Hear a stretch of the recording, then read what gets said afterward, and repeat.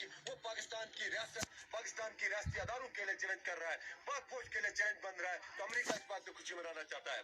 تو میں مختصراً یہ فتنہ خان جو نعرہ لگ رہا تھا, ایک نعرہ لگائے کہ جو دہشت گردی ہے اس کے پیچھے, یہ جو دہشت گردی ہے اس کے پیچھے جو دہشت گردی ہے اس کے پیچھے.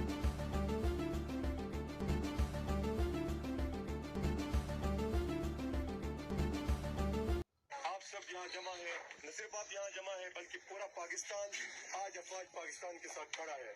اس لیے کھڑا ہے کہ انہوں نے اپنی قیمتی جانوں کا نذرانہ پیش کیا ہے. اس لیے بھی کھڑا ہے کہ آج وطن عزیز پہ آج چانے نہیں دی ہے.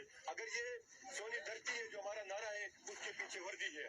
اس لیے بھی ہے کہ ان ماؤں سے پوچھیں آج جا کے, ان بہنوں سے پوچھیں جن کا سواب اجڑ چکا ہے اس دھرتی کے لیے, ان ماؤں سے پوچھیں جن کا ایک بیٹا تھا اس نے اپنے وطن عزیز کے لیے قربان کیا ہے.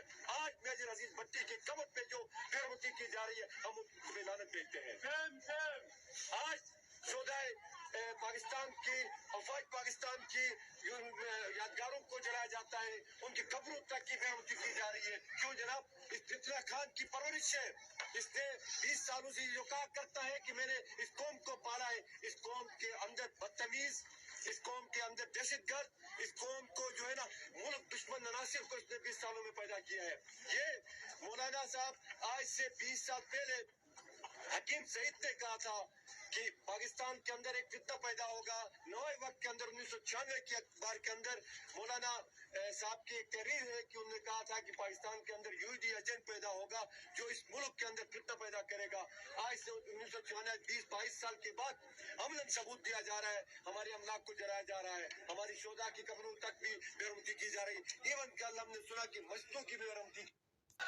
حفیظ صاحب قدم بڑھاؤ, ہم تمہارے ساتھ ہیں. حفیظ صاحب قدم بڑھاؤ, ہم تمہارے ساتھ ہیں. رانا صاحب قدم بڑھاؤ, ہم تمہارے ساتھ ہیں. رانا صاحب قدم بڑھاؤ, ہم تمہارے ساتھ ہیں. قائد جمعیت مولانا فضل الرحمان زندہ باد, قائد PDM مولانا فضل الرحمان زندہ باد. یہ جو دہشت گردی ہے, یہ جو دہشت گردی ہے, یہ جو دہشت گردی ہے.